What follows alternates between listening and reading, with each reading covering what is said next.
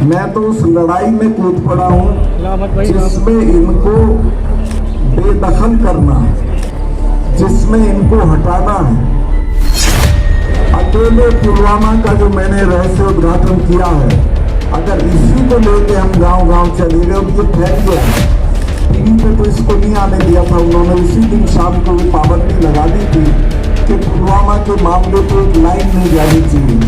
लेकिन ये हमारे बच्चे जो करते हैं, इससे सोशल मीडिया हर घर चला गया।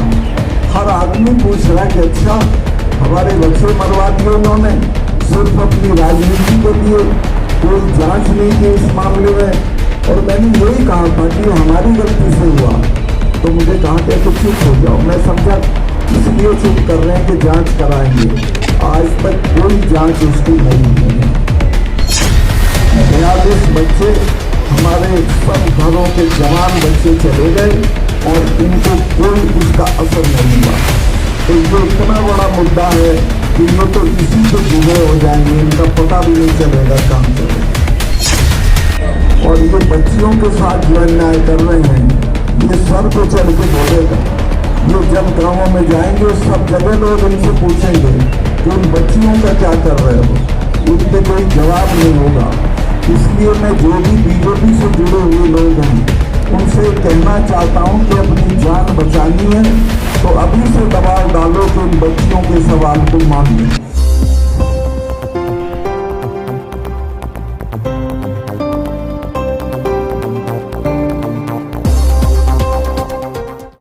हमारी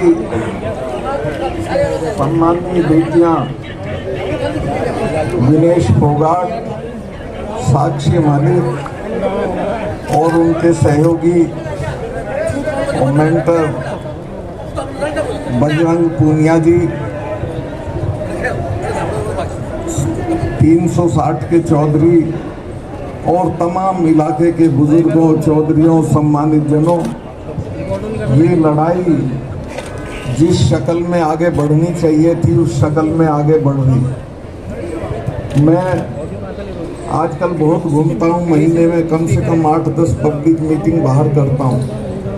सब जगह मुझे लोग इन बच्चियों के आंदोलन के बारे में पूछते हैं। लोग आपके, सारा देश आपके साथ है। मांग कब मनेगी, अब मनेगी, तब मनेगी, लेकिन आपकी ये कामयाबी हो गई है कि पूरा देश आपने अपने समर्थन में खड़ा कर दिया।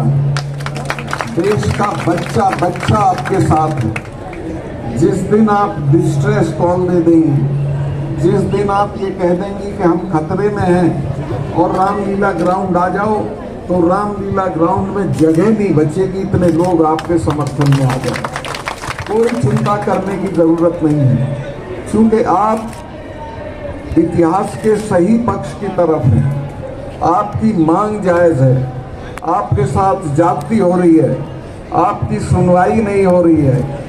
मैं जो दिल्ली में बैठे उन्हें बताना चाहता हूं कि हम उस इलाके के लोग हैं जहां एक द्रौपदी के सम्मान के लिए कई हजार लोग कट गए थे और जान दे दी थी सबने। ये तो इतनी बच्चियों का सम्मान है, 7 या 8 का सम्मान है। कितने लोग कट जाएं, मर जाएं, बर्बाद हो जाएं, लेकिन इनका सम्मान हम रेस्टोर करके छोड़ेंगे, इसको वापस लेके छोड़ेंगे। मैं इमरजेंसी में जेल में था, तो वहां मैंने महाभारत पढ़ा था। उसमें एक एपिसोड आता है जिसमें कृष्ण भगवान सवेरे सवेरे द्रौपदी के पास पहुंचते हैं और हाथ जोड़ के बैठ जाते हैं। द्रौपदी पूछती है क्या हुआ, कहने लगे नहीं मुझे तुमसे एक भिक्षा चाहिए, मैं कुछ मांगने आया हूँ। द्रौपदी ने कहा क्या मांगने आए हो, तो उसने कहा मुझे अपनी और अर्जुन की, 2 लोगों की हमारी जान बख्श दो, चुके मुझे पता है कि तुम सारे मर्दों के खिलाफ हो चुकी हो और तुम दुनिया के सारे मर्दों को बर्बाद देखना चाहती हो, और तुम ऐसा चाहोगी तो ये हो जाएगा, लेकिन हम 2 पे तुम कृपा कर देना। अगर इन बच्चियों के साथ ज्यादा जाती हुई तो पता नहीं कितनी बर्बादी के बाद ये माननी पड़ेगी इनको, जो आज नहीं मान रहे हैं। चौधरी वीरेंद्र सिंह जी ने मेरी पार्टी बीजेपी बता दी। मैं तो जिस दिन गवर्नर बना था उसी दिन पार्टी से ताल्लुक खत्म हो जाता। मेरा कोई ताल्लुक नहीं है और जिंदगी में उस तरफ कभी देखूंगा नहीं। मैं तो उस लड़ाई में कूद पड़ा हूं जिसमें इनको बेदखल करना, जिसमें इनको हटाना है। अकेले पुलवामा का जो मैंने रहस्य उद्घाटन किया है, अगर इसी को लेके हम गांव-गांव चले गए और ये फैल गया है। टीवी पे तो इसको नहीं आने दिया था उन्होंने, उसी दिन शाम को ये पाबंदी लगा दी थी कि पुलवामा के मामले पे एक लाइन नहीं जानी चाहिए। लेकिन ये हमारे बच्चे जो वो करते हैं, इससे सोशल मीडिया घर घर चला गया। हर आदमी पूछ रहा है कि अच्छा हमारे बच्चे मरवा दिए उन्होंने सिर्फ अपनी राजनीति के लिए, कोई जांच नहीं की इस मामले में। और मैंने यही कहा था कि हमारी गलती से हुआ, तो मुझे कहा गया कि चुप हो जाओ। मैं समझा इसलिए चुप कर रहे हैं कि जांच कराएंगे। आज तक कोई जांच उसकी नहीं हुई है। 42 बच्चे हमारे सब घरों के जवान बच्चे चले गए और इनको कोई उसका असर नहीं हुआ। तो ये इतना बड़ा मुद्दा है कि ये तो इसी पे जिम्मे हो जाएंगे, इनका पता भी नहीं चलेगा कहाँ चलेगा। और ये बच्चियों के साथ जो अन्याय कर रहे हैं, ये सर पे चढ़ के बोलेगा। ये जब गांवों में जाएंगे सब जगह लोग इनसे पूछेंगे कि उन बच्चियों का क्या कर रहे हो, इन पे कोई जवाब नहीं होगा। इसलिए मैं जो भी बीजेपी से जुड़े हुए लोग हैं उनसे कहना चाहता हूं कि अपनी जान बचानी है तो अभी से दबाव डालो कि इन बच्चियों के सवाल को मान लें, इनकी मांग को मान लें, इनका अपमान ना करें। मैंने देखा रात में जब ये बारिश में वो अपने लिए तख्ते मंगवा रही थी, तब इनके साथ पुलिस का जो व्यवहार था वो बहुत शर्मनाक था। लेकिन यहाँ तो सब प्रशासन में समझ शर्म खत्म हो चुकी है, सरकारों में तो हो ही चुकी है, लेकिन जनता में अभी बची हुई। अगर ये लड़ाई जल्दी से खत्म नहीं की और इनकी बातें नहीं मानी गई तो ये बहुत दूर तक जाएगी। और जैसे किसानों के मामले में माफी मांग के कानून वापस करने पड़े, इसी तरह से माफी मांग के इन बच्चियों की मांग माननी पड़ेगी। अभी तो मैं तो कोई राजनीतिक बात करना नहीं चाहता हूं। मैं जब प्रधानमंत्री जी से मिलने गया किसानों के मामले पे और मैंने उन्हें कहा साहब ये 6 महीने से पड़े हैं, इनसे अब तक बात नहीं हुई है, कुछ बातचीत हो जाए, इनको कुछ ले दे के निपटा दीजिए, तो बोले चले जाएंगे सब बात, क्यों फिक्र करते हो। मुझे गुस्सा आया, मैंने कहा साहब इनको जानते नहीं हो आप, जिससे लड़ रहे हो उसके बारे में जान लो कि लड़ किससे रहे, ये भी जान लो ये किन की बेटियां हैं। मैंने कहा कि ये जो सिख लोग हैं ये 300 साल नहीं भूलते। इनके गुरु ने अपने 4 साहबजादे कटवा दिए थे लेकिन समझौता नहीं किया था, ये ऐसे ही नहीं जाएंगे।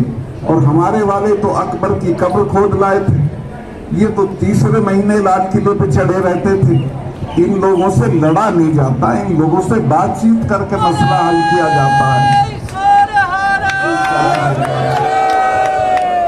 तो इन बच्चियों का भी डीएनए जान लेना चाहिए सरकार को कि किन को सता रहे हो, किन को दुखी कर रहे हो। इनके साथ वो लोग हैं जो कितनी दूर तक चले जाएंगे और आपको बर्बाद कर देंगे। मैं यही प्रार्थना करूंगा कि इनको सद्बुद्धि आए और ये जल्दी से जल्दी इनकी मांग मान लें। अभी मैं जब ये मेडल जीत के आती हैं, एक तो मैं आपको बताऊं, जब ये पोडियम पे खड़ी होती है और तिरंगा लहराया जाता है, राष्ट्रगान गाया जाता है, तो हर आदमी के बदन में एक झुरझुरी हो जाती है। लेकिन अच्छा उस वक्त इनकी जात नहीं पूछते हो कि 10 मेडल लाई है तो इसने कितनी किस जाति की है। अब इनकी जात पूछ रहे हो, शर्म आनी चाहिए तुमको। इनकी कोई जाति नहीं है, इनकी एक ही जाति है कि राष्ट्र देश के लिए हैं और देश के लिए उन्होंने मेहनत करके नाम और सम्मान कमाया है। तो कुछ एहसान मानो और इसकी भरपाई करो इनकी बात मान के। मैं बहुत लंबा भाषण करने की स्थिति में नहीं हूँ, मेरी तबीयत भी नहीं ठीक है, पैरों में चोट है, इसके बावजूद मैं व्हील चेयर लेके 2 बार आ चुका हूँ, आता रहूँगा, कोई ऐसी बात नहीं है। पर मैं बच्चियों को ये आश्वस्त कर देना चाहता हूँ कि कुछ मत करो, आप बैठे रहना, खाना खाते रहना, ये पूरा देश आपके साथ खड़ा है। जब ये अन्याय सर के ऊपर से उतर जाएगा तो आप देख लेना, लोग इनके बंगलों में घुस जाएंगे। और ये तो नजदीकी है बंगला जिसकी जरूरत है हमको, तो ये दिल्ली छोड़ के भाग जाएंगे। तो मैं अंत में आपको बच्चियों को आश्वस्त करता हूं कि किसी किस्म की कोई जरूरत हो, मैं वीरेंद्र सिंह जी, हम पूरी तरह आपके साथ हैं और कोई फिक्र करने की जरूरत नहीं है। और चौधरी साहिबान, आप सारा दिन ताश पीटते हो, उससे बेहतर है यहाँ आके बैठ जाया करो और रोज आ जाए, आप भी अपने लोगों को कह दो, ठीक है? अच्छा सर जी, ठीक है, धन्यवाद, बहुत बहुत बहुत मेहरबानी, बहुत बहुत धन्यवाद।